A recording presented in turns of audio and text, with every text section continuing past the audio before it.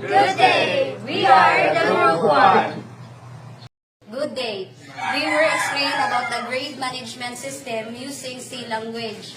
So, this structure used to store information about student, struct student, dash record. So, char name 50. Char name close parenthesis 50. This is a string. Ari nato ibutang ang name sa student with maximum length of 49 characters. So, char ID close parenthesis 20. This is a string also, supposedly integer data type unta, but since ang atong ID kay ID number man sa TCC, so naa siya slash, which is ang character symbol. Float grade, and the float with a variable name of grade, gagamit tag float since ang grade kay naa may decimal point. So, struct student, dash record student, close parenthesis 100. These structures, we create 100 structures of student dash record. End count equals 0.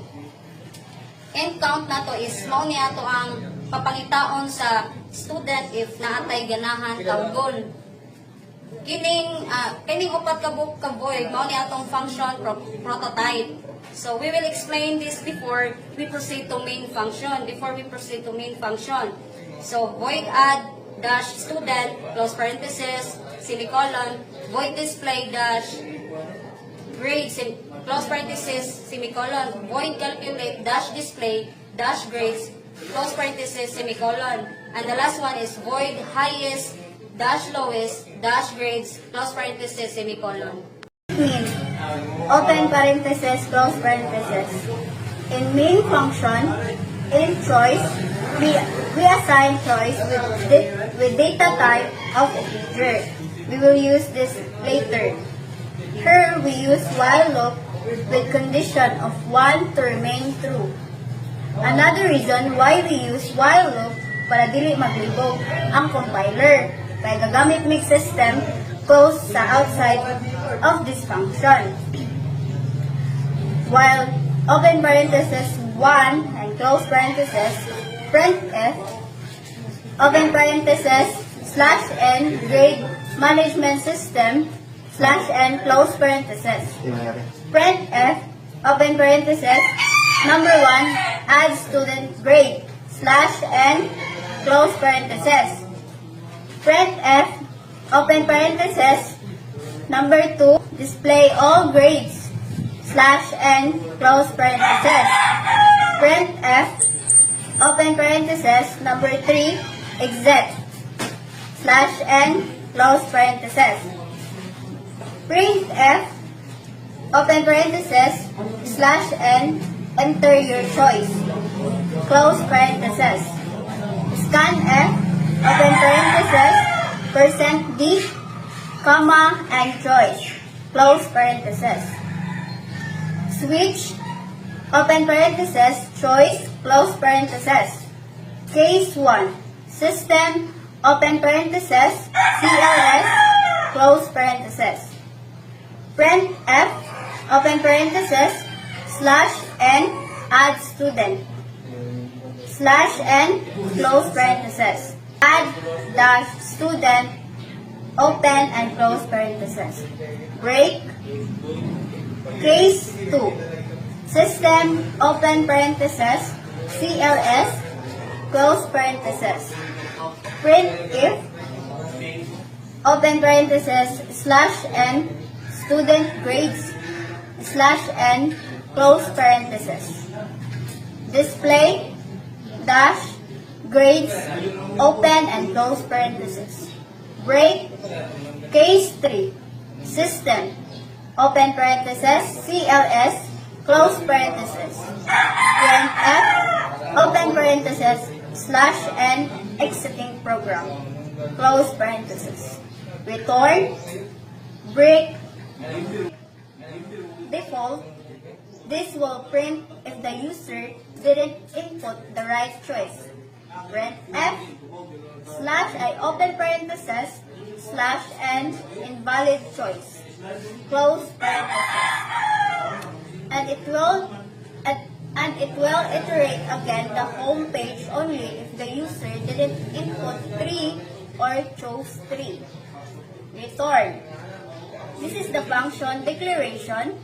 This function declaration used to add student record void add dash student open parentheses and close.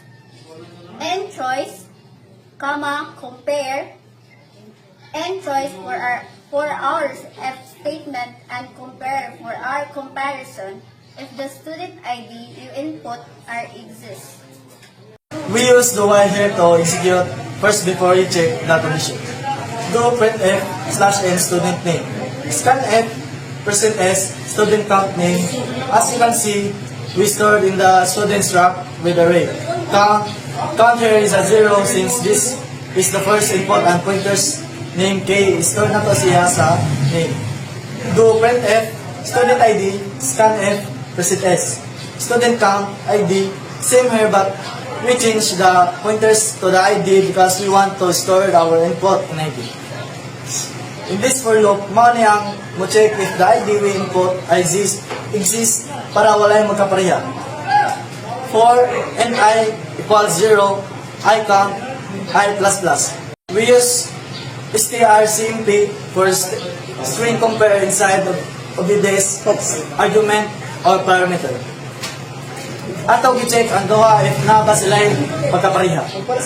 If strcmp student I period then IID. Student count period IID double equal then 0. If string compare return 0 means true, na pareha, so this code will run. Printf ID is already exist /n. Then and we assign 0 value to the compare variable. Compare equals 0. Break to exceed this statement. Break then else this statement will run if the condition is false. And we assign one value to the compare variable. Compare equals 1. This condition, if our compare is equal to 0, mubalik siya pagka-input of ID.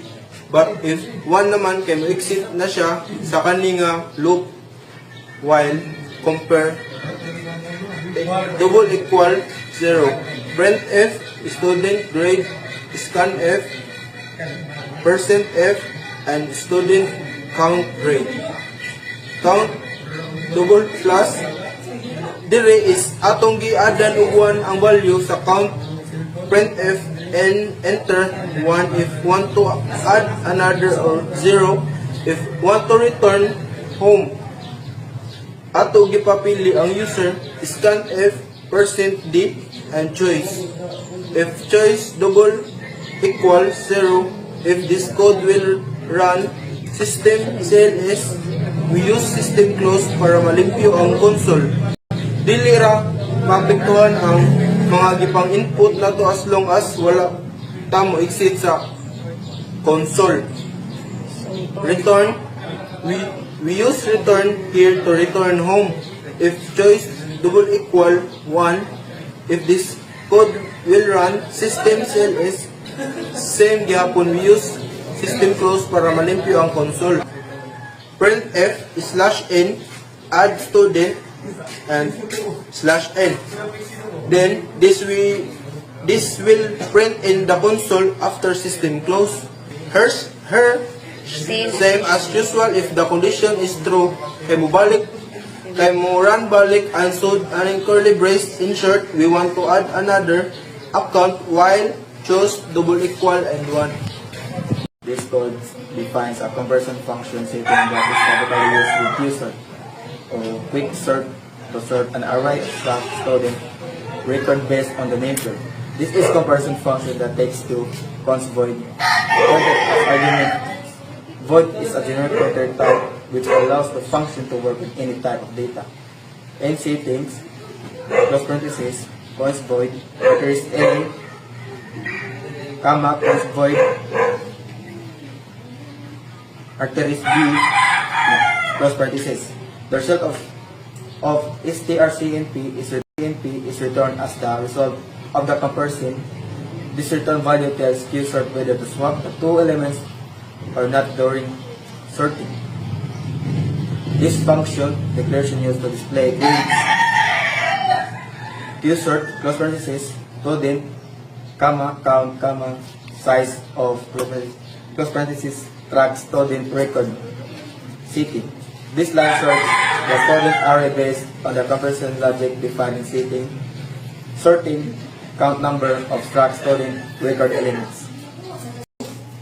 Printf, close parenthesis, name, slash t, slash tid, slash t, slash t, slash t grade, slash n, and close parenthesis. Here we use new tab para nindot tanawon ika-display. Or, close parenthesis, in I equals 0, semicolon, I less than count, semicolon, I plus plus, close parenthesis. This loop will print all the students' grade together with their name and ID. This will display the all student record. Printf, close parenthesis, %s, slash t,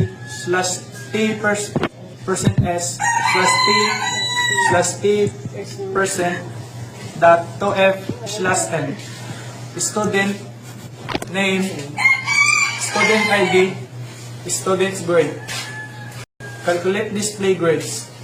Close parenthesis, semicolon. Here we are calling the function, atong giparaan ang kaninga function. Highest, lowest grade. Close parenthesis, semicolon. Same there. Printf, close parenthesis, slash n enter to return home. And close parenthesis. Ato gipapili ang user, scanf, close parenthesis, %d, o end choice, close parenthesis, semicolon. If, close parenthesis, choice, equals, 1, close parenthesis, if the user chose 1 and this statement will run. System, close parenthesis, CLS. We use system close here para limpyo tanawon ika-return mo. This function declaration used to calculate grades, void calculate, dash, display dash, grades, close parenthesis, float total equals 0, semicolon, for n, I equals 0, semicolon, I less than, count, semicolon, I plus plus, close parenthesis, total, plus, equals students, I, dot grade, semicolon. Printf, slash n, average, grade, 0, percent, dot to f, total, slash count, close parenthesis, semicolon. This function declaration used to find the highest and lowest grades. Void highest dash lowest dash grades, close parenthesis. Here we assign the grade of the first student as the highest and lowest. Float highest equals students 0 dot grade, comma, lowest equals student 0 dot grade, semicolon. We assign an index here, gamiton ni nato para pag-display, and highest dash index equals 0, comma, lowest dash index equals 0, semicolon. We use for loop for initialization for open parenthesis and I equals 1, semicolon, I less than, count, semicolon, I plus plus, close parenthesis. In this case, all the student kay compare siya ni first student 0, which is ang atong highest. If open parenthesis, students I dot grade, return highest, close parenthesis. Here if the student I kay mas dako siya grado ni student 0, iya ipasa ni student I ang title nga highest equals students I dot grade, semicolon. Here we assign the highest index as I kama ang kaning ay kay pasabot siya ang student nga pinakadako grado pero wala pa ta kaila o kinsa siya makaila ra ta ika-print na to kaya ato maning tawgon si I o kinsa siya highest dash index called I semicolon.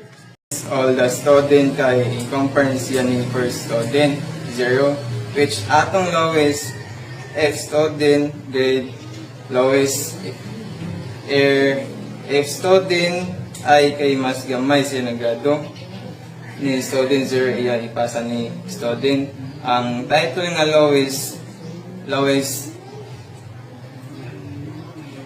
equal student that grade sing rasad ni siya katong highest na index lowest that a dash index equal I so makita ninyo sa printout i-display nato nga highest o lowest kung makita ninyo atong gigamit kay student highest dash index student lowest index instead of student in this student lowest in this instead of student I so may bow add na to o kinsa nga highest o lowest when F dash in the highest grade is person that to F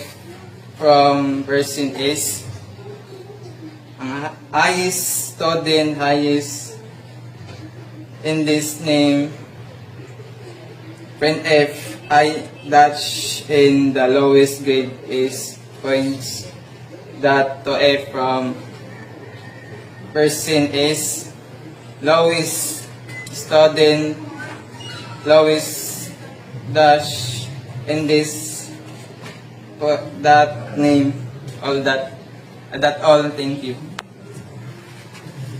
That's all. Thank you. And that's all. Thank you.